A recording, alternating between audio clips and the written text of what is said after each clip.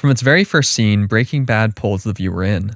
As an almost naked man wearing a gas mask drives an old RV through the desert, bodies, chemicals, and lab equipment sliding around in the back with another man slumped in the passenger seat beside him, it's hard not to wonder, why? How could this happen?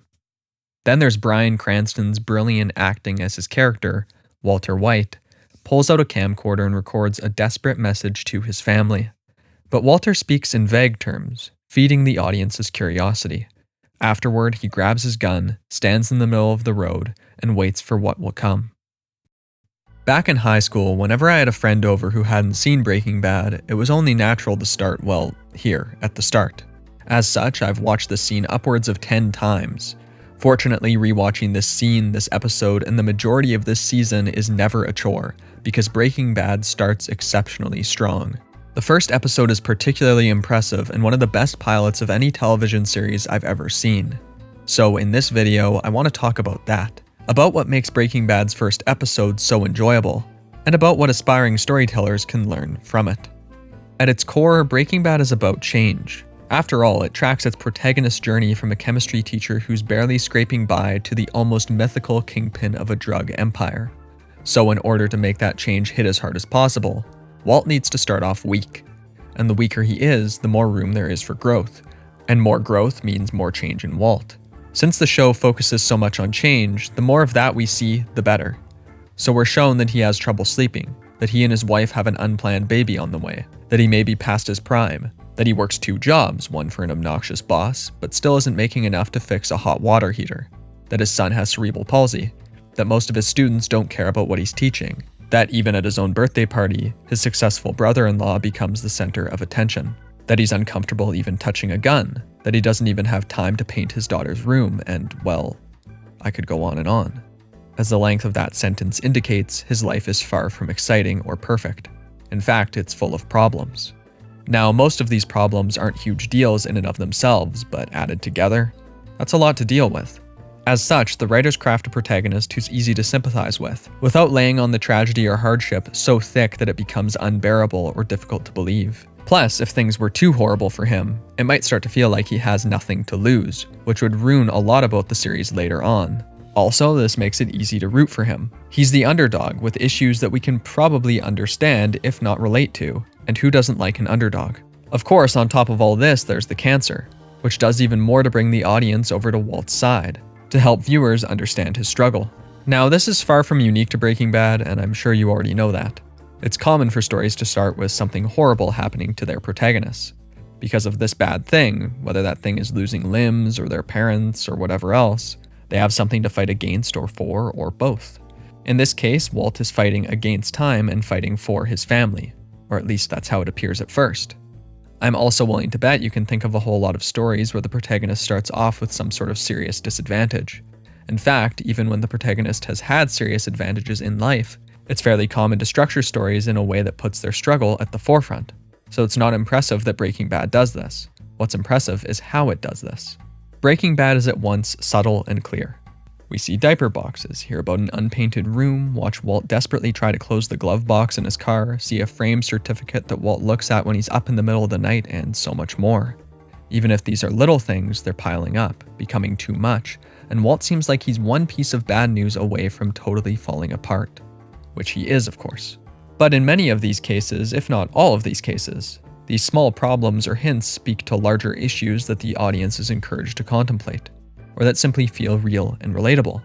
So what Walt's exact problem is never gets said during this episode. He doesn't yell out about his bloated ego, inferiority complex, how he feels life has been unfair to him, or how he's been cheated out of something. Instead, the viewer watches the pieces fall into place, and as such, they will likely feel that much closer to him.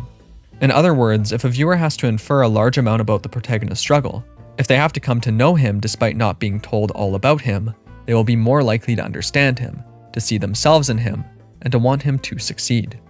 With how crucial it is to get the point that Walt is weak across, I imagine it would be tempting to lay the suffering on thick, even at the threat of becoming cheesy or ham-fisted. Yet the writers give just the right amount. Not so much that his life will seem unbelievably or unrelatably awful, but just enough that his decision to cook Crystal doesn't make him immediately hateable. Instead, he seems desperate. Desperate enough to give all the money he has in the world to a former student he never had a good relationship with in the first place and who manufactures drugs.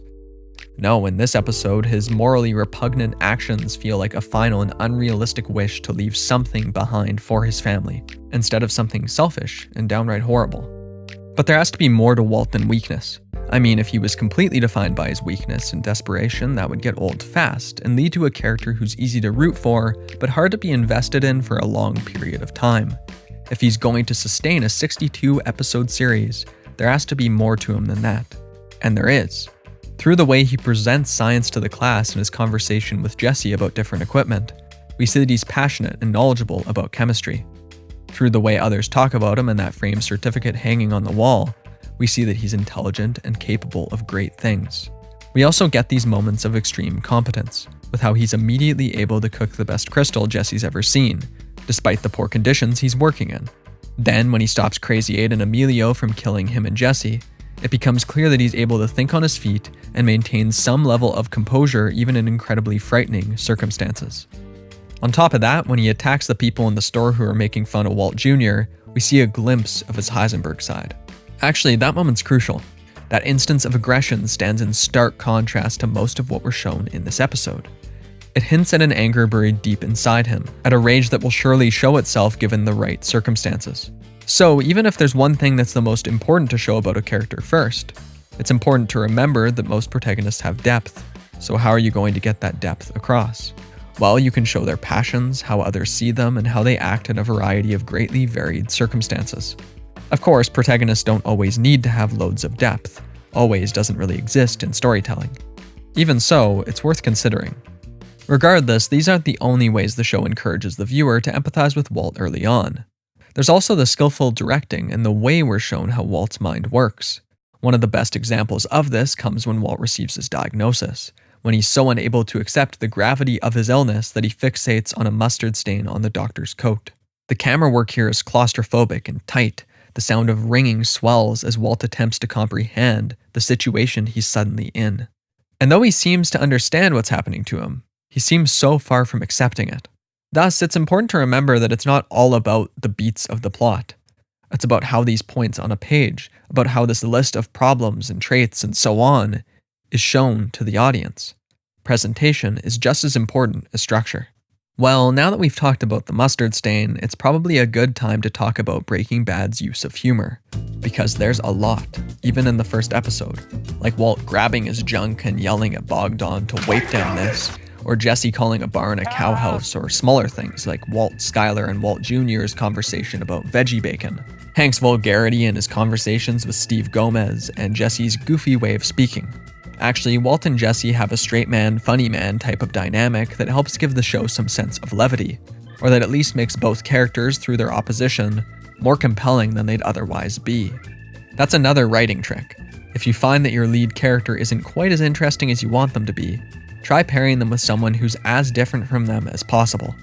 So if your main character is a fairly serious, proper, middle-aged chemistry teacher who feels he should have done so much more with his life, it might be a good idea to pair him with a past student who never cared much for chemistry, presents himself as anything but proper, does drugs, and doesn't seem to have any particularly lofty aspirations for himself. Now, it's easy for humor like this to feel out of place when heavy subject matter is also involved. It can become distracting, obnoxious, and even ruin a show. But as far as I'm concerned, Breaking Bad has just the right amount of humor.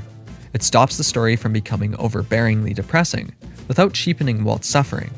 A big reason the humor works is simply because the jokes, if you want to even call them that, are almost never meant to be laugh-out-loud funny. They're small things. Sometimes a little bit of banter here and there is all you need. Besides, part of what makes Walt sympathetic is his loneliness, and part of his loneliness is his inability to open up or tell his family about the cancer. So of course people are still going to joke around. Of course we're still going to get these glimpses of everyday life, and everyday life can be pretty funny when you're with your caring, loving family. And then of course people will do things without realizing Walt might explode. And the fact that Walt ends up dealing with this weird ex-student only brings home how much his life has been flipped upside down, and how desperate he is. Additionally, without humor, Walt's family would lack much of their charm, and it wouldn't be so easy to care about what Walt is going to lose. This way, humor is able to reinforce Walt's character and situation, while still leaning a bit into the pure entertaining absurdity of a high school chemistry teacher attempting to cook crystal. Another part of what makes Walt's arc as powerful as possible is having him be utterly unprepared for the mess he gets himself into. Basically, the less competent he is at being a criminal here, the more impressive his competence in that arena will feel later, so long as it's earned and not handed to him without enough effort or trial and error. And he certainly lacks at competence here regardless of how pure his drugs are. He gets held at gunpoint, he stands in the middle of the road ready to be taken in, he tries to kill himself and only fails because he doesn't turn the safety off. Sometimes that can be a great way to start off your story. Think about where you want your character to end up and place them as far from that goal as possible. Now, so long as the way they get from point A to B follows the story world's rules and logic, you'll have one hell of an arc on your hands.